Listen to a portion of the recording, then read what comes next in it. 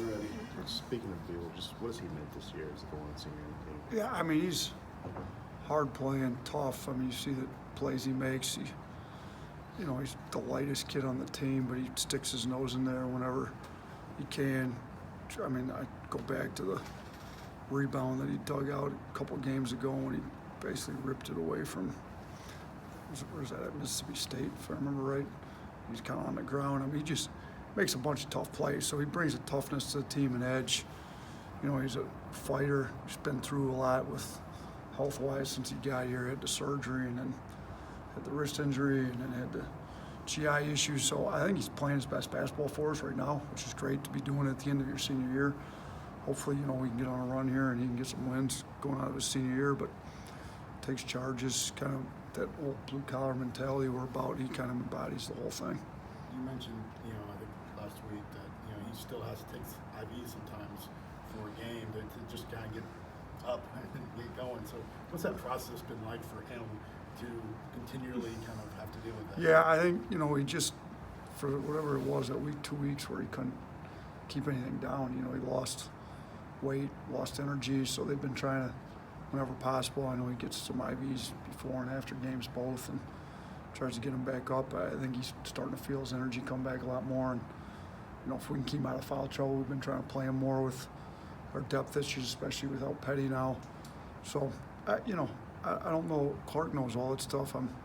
They keep me in the loop just enough, but I'm not sure exactly where he's at with all that right now. He's the biggest person that you personally brought in after getting the job. What was your mindset on bringing him in, especially a guy that kind of plays the way you like to play? Yeah, I thought we needed shooting. I mean, he was one of the best shooters in the country, over his first 3 years at West Virginia. And then I also wanted to get some toughness about us, and thought he brought that in. And, I didn't know we weren't going to have any seniors necessarily right away, but as the roster kind of shook out, it became that way. So I thought it's always good to have seniors around that have been through it a little bit, and he's a fifth-year senior. It's been through 4 years. He's also been coached by, Huggins, who gets after him pretty hard. He's got some, he's been that for our guys, been a little bit of a leader. Like, hey, especially kids coming out of high school, this really isn't anything. Like, let me sit down and tell you about a few stories. He's got a little bit of that in him, which I think, you want some leadership out of your seniors.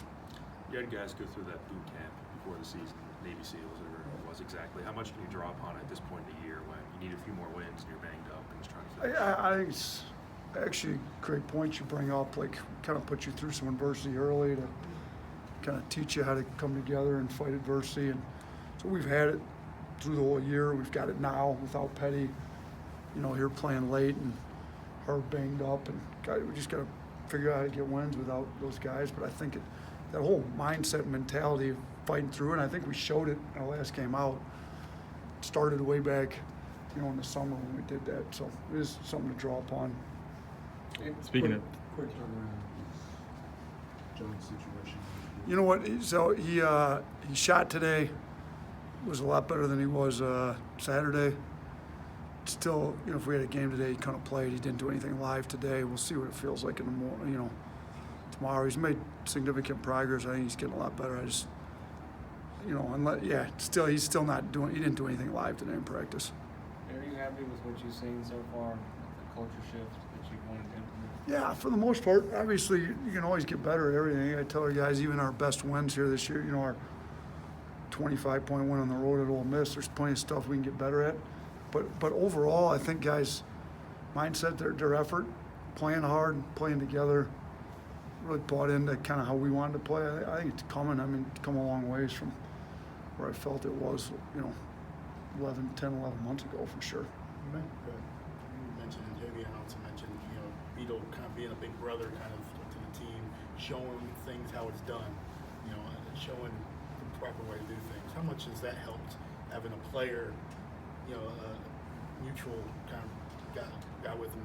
Yeah, I mean, example. it's always, coaches are always going to say one thing. The players expect coaches to say a certain, it's a coach. Well, the best teams are player-led teams, so if you can get some senior leaders, like Beetle, or even some of our other junior leaders like Petty and Herb and those guys to really take some of the younger guys under their wing, it goes a lot further than a coach saying it, because the coaches are supposed to say it.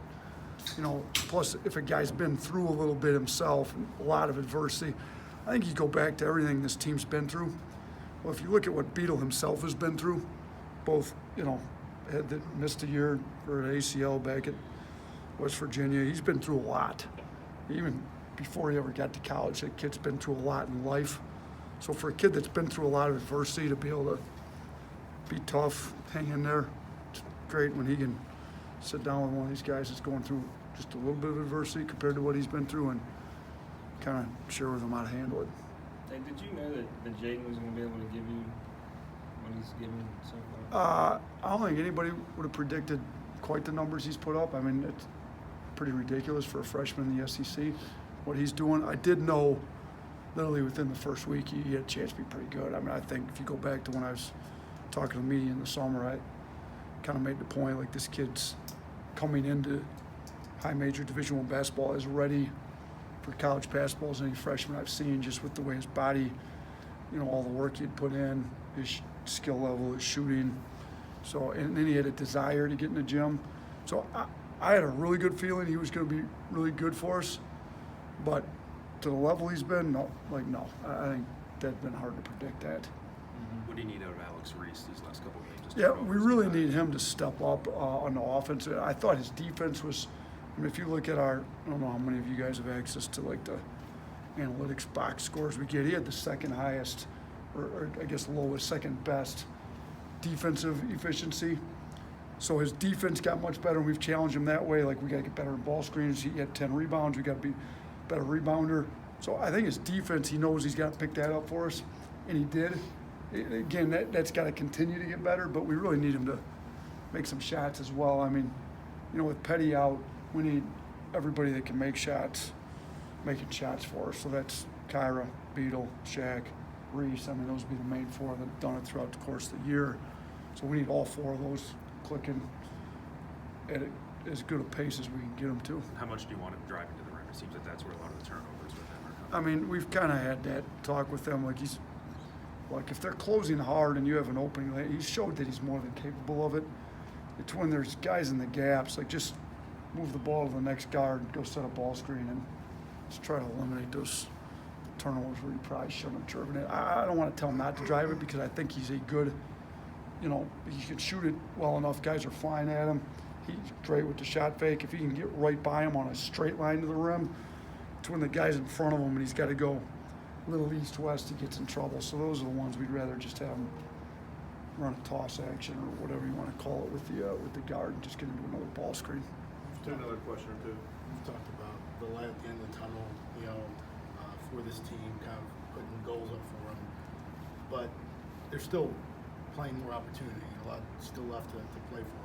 Nothing's decided yet, SEC seeding and even future stuff. So how much are you kind of using that as motivation, or is it you know, one game at a time, let's just get through? I mean, we're basically gone to where we're just talking about Vanderbilt one at a time, but you do have to give them some light at the end of the tunnel. So before our last 3-game stretch, you know, after we dropped a Mississippi State game, I told them, I had one of our assistants look up. So there was 2 teams that went 10-8 in the SEC last year. They were a 5 seed and an 8 seed in the NCAA tournament. So I told our guys, if we can get to 10-8 and then do what we need to do in Nashville, like, I think we should be in the NCAA tournament. Like, that's, after everything we've gone through, they're supposed to take into account injuries and all that stuff. My feeling is if we get to 10-8, we ought to be in. The 2 10-8 teams from last year got in, and, you know, actually had decent seeds too, had a 5 and an 8 seed. So, you know, I think we can get in. We kind of gave them that caveat, but since then, you know, going into the last game and then going into this game against Vanderbilt, we are just 100% focused on what we need to do to beat Vanderbilt, and then we'll flip our attention to Missouri after the Vanderbilt one's over. Coming off an emotional win, or, you know, kind of emotional win, and playing a team that only has one SEC win, are you kind of concerned that maybe they will look past Vanderbilt? Yeah, I gave them you know, I try to read the Bible every morning. I gave them a Bible verse. I told them they might be able to quote it with me. Pride cometh before destruction, and a haughty spirit before a fall. I think it was applicable 3,000 years ago. It's still applicable today.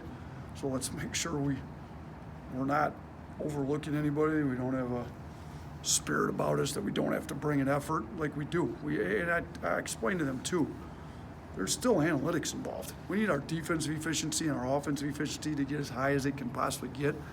Like, we need to play. I told them we're coming into play, and we showed them clips this morning.